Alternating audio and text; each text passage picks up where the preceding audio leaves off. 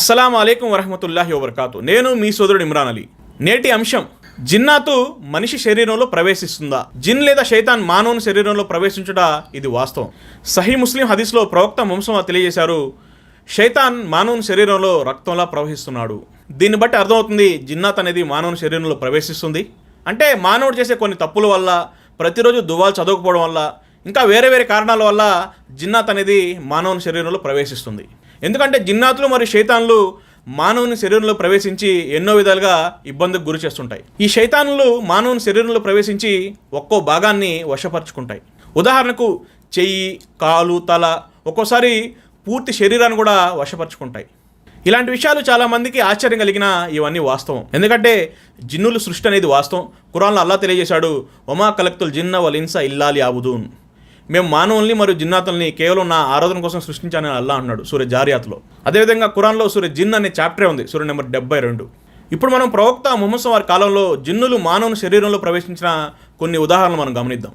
అంటే ప్రవక్త వారి కాలంలో కూడా జిన్నులు మానవుని శరీరంలో ప్రవేశించేటివి. ప్రవక్త వారు దువాలు చదివేవారు. సహీ ముస్లిం హదీస్లో ఈ విధంగా తెలియజేయడం జరిగింది. ఉస్మాన్ బిన్ అబుల్ రజియల్లా వారు ఈ విధంగా తెలియజేస్తున్నారు, ఒకసారి నేను ప్రవక్త ముహమ్మద్ సల్లల్లాహు అలైహి వసల్లం వారి వద్దకు వెళ్ళి, ఓ ప్రవక్త, ఇంతకుముందు నాకు అందరికంటే ఎక్కువగా జ్ఞాపక శక్తి ఉండేది, కానీ ఇప్పుడు నాలో ఏదో ప్రవేశించింది, దానివల్ల నేను మర్చిపోతున్నానని తెలియజేశారు. అప్పుడు ప్రవక్త ముహమ్మద్ వారు తన చేతిని నా హృదయంపై పెట్టి ఇలా ప్రార్థించారు, అల్లాహుమ్మ అక్రిజ్ అన్హు శైతాన్, ఓ అల్లా, ఇతనిలో నుండి శైతాన్ని బయటికి తీసివేయి. అప్పుడు నాలో జ్ఞాపక శక్తి పెరిగింది. ఈ హదీస్ ద్వారా అర్థమవుతుంది జిన్నాత్ అనేది మానవుని శరీరంలో ప్రవేశిస్తుంది. ఎప్పుడైతే మనం దువాలు, రుకయాలు చదువుతామో అప్పుడు అది బయటకు వచ్చేస్తుంది. మనం మరొక ఉదాహరణ పరిశీలిస్తే తబరానీ హదీస్లో ఈ విధంగా తెలియజేయడం జరిగింది. ఒక వ్యక్తి ప్రవక్త ముహమ్మద్ సల్లల్లాహు వారి వద్దకు ఒక బాలుని తీసుకొచ్చి, నాతో మతిస్థిమితం లేని ఒక కొడుకున్నాడు, ఇతని కొరకు మీరు దువా చేస్తారని మీ వద్దకు తీసుకొచ్చానని తెలియజేస్తారు. అప్పుడు ప్రవక్త ముహమ్మద్ వారు ఆ బాలుని నా వద్దకు తీసుకురా అని తెలియజేస్తారు. అప్పుడు ఆ తండ్రి తన కుమారుడికి మంచి బట్టలు ధరించి ప్రవక్త వారి వద్దకు తీసుకొని వస్తాడు. అప్పుడు ప్రవక్త ముహమ్మద్ వారు ఆ బాలుడిని, నీ వీపు నా వైపు మరల్చు అని అన్నారు. ఆ బాలుడు ప్రవక్త వారి వైపు తిరిగారు. అప్పుడు ప్రవక్త ముహమ్మద్ వారు బట్టలు పైకెత్తి వీపు మీద కొడుతూ, ఓ అల్లా యొక్క శత్రువా బయటికి రా, ఓ అల్లా యొక్క శత్రువా బయటికి రా అని ప్రవక్త వారు అంటారు. ఆ తర్వాత ఆ బాలుడి యొక్క పరిస్థితి చక్కబడుతుంది, అంటే స్వస్థత లభిస్తుంది. తర్వాత ప్రవక్త ముహమ్మద్ వారు దువా చేసి తన చేతులతో ఆ బాలుడి ముఖాన్ని సృజిస్తారు. ఈ హదీస్ ద్వారా కూడా అర్థమవుతుంది, ఒక బాలుడికి మతిస్థిమితం బాగలేనప్పుడు ప్రవక్త వారి వద్దకు తీసుకొని వస్తారు. అప్పుడు ప్రవక్త వారు దువా చదువుతారు. దాని ద్వారా అతనికి స్వస్థత లభిస్తుంది. జిన్నాతు మానవుని శరీరంలో ప్రవేశిస్తుంది, ఇది వాస్తవం. అదేవిధంగా మనం మరొక హదీస్ను పరిశీలిస్తే ముస్నద్ అహ్మద్లో ఈ విధంగా తెలియజేయడం జరిగింది. ఒకసారి ఒక స్త్రీ తన బిడ్డను ప్రవక్త ముహమ్మద్ వారి వద్దకు తీసుకొని వచ్చింది. అంటే ఆ బాలుడిపై జిన్ను యొక్క ప్రభావం చాలా ఎక్కువగా ఉంది. అప్పుడు ప్రవక్త ముహమ్మద్ వారు ఈ విధంగా దువా చేశారు, ఉక్రిజ్ అదువుల్లా అనా రసూలుల్లా, అల్లా యొక్క శత్రువు బయటికి రా, నేను అల్లా యొక్క ప్రవక్తని అని ప్రవక్త వారు ప్రార్థించారు. అప్పుడు ఆ బాలుడు పూర్తి ఆరోగ్యవంతుడిగా మారిపోయాడు. అప్పుడు ఆ స్త్రీ వారికి బహుమతిగా పన్నీరు, నెయ్యి మరియు 2 పొట్టేళ్ళు ఇచ్చింది. అప్పుడు ప్రవక్త వారు పన్నీరు, నెయ్యి మరియు 1 పొట్టేలు తీసుకొని మిగతావన్నీ వాపస్ ఇచ్చిమన్నారు. ఈ హదీస్ ద్వారా కూడా అర్థమవుతుంది జిన్నాత్ అనేది మానవ శరీరంలో ప్రవేశిస్తుంది. కొంతమంది శరీరంలో జిన్ను ప్రవేశించడం వల్ల మతిస్థిమితం ఉండదు. కొంతమందికి శరీరంలో ఒక రకమైన నొప్పి కూడా వస్తుంటుంది. ఎవరైతే ట్రీట్మెంట్ అంటే రుకయా చదువుతారో వారికి ఏదైనా గిఫ్ట్లు కూడా ఇవ్వచ్చు. ఈ హదీస్ ద్వారా అర్థమవుతుంది, తీసుకోవడంలో తప్పు లేదు. జిన్ను మానవుని శరీరంలో ప్రవేశించడానికి హదీసులో ఎన్నో ఉదాహరణలు ఉన్నాయి. ప్రవక్త వారు రుకయా కూడా చదివారు.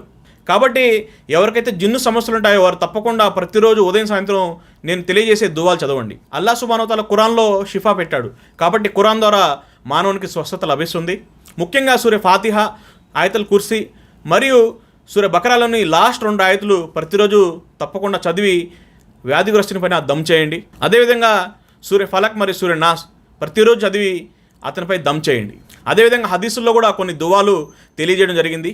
ఔజు బి కలిమాతిల్లాహి తామ్మతి మిన్ షర్రి మా కలక్, ఇది ఉదయం మరియు సాయంత్రం 3 సార్లు చదివి దమ్ చేయండి.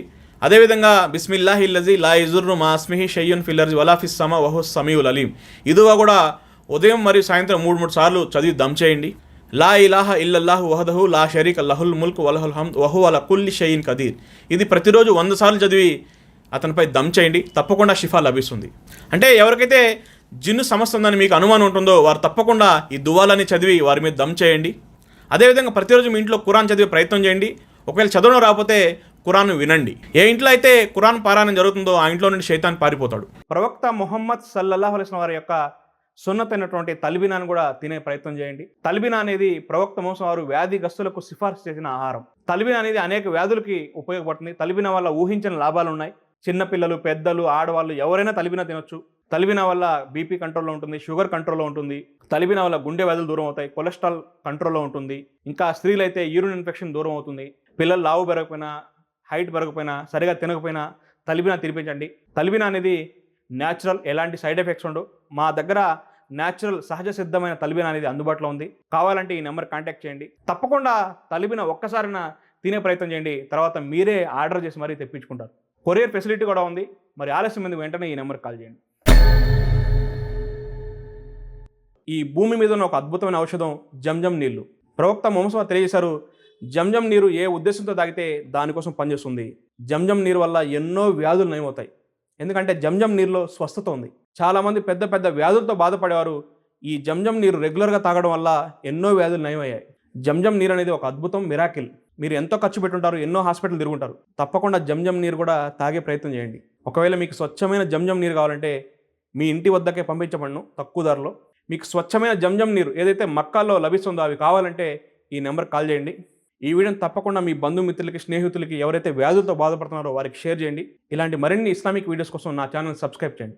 జజాకల్లాహు ఖైరన్.